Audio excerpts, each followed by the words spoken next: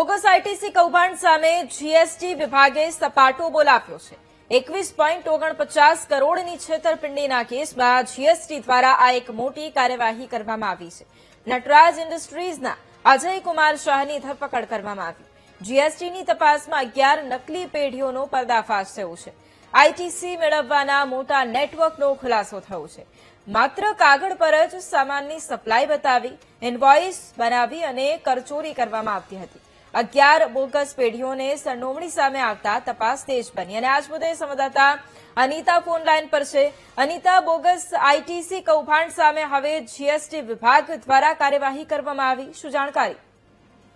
જે ખાસ તો જે પ્રકારે બોગસ આઈટીસી કૌભાંડ સામે રાજ્ય જીએસટી વિભાગનો અત્યારે હાલ સમગ્ર રાજ્યની અંદર સપાટો જોવા મળી રહ્યો છે। ખાસ કરીને 11 નકલી પેઢીઓ અત્યાર સુધીમાં પકડાઈ છે, જેમાં નટરાજ ઇન્ડસ્ટ્રીઝના અજય કુમાર શાહની તો 21.49 કરોડની જે છેતરપિંડી બદલ જે ધરપકડ પણ કરવામાં આવી હતી। સૌથી મહત્વની બાબત એ છે કે જે નટરાજ જે ઇન્ડસ્ટ્રીના અજય કુમાર જે છે તેઓ દ્વારા જે માલ સામાનની વાસ્તવિક સપ્લાય કર્યા વગર માત્ર કાગળ ઉપર જ ઇનવોઇસ બનાવીને કરચોરી કરતા હોવાનું સામે આવ્યું છે।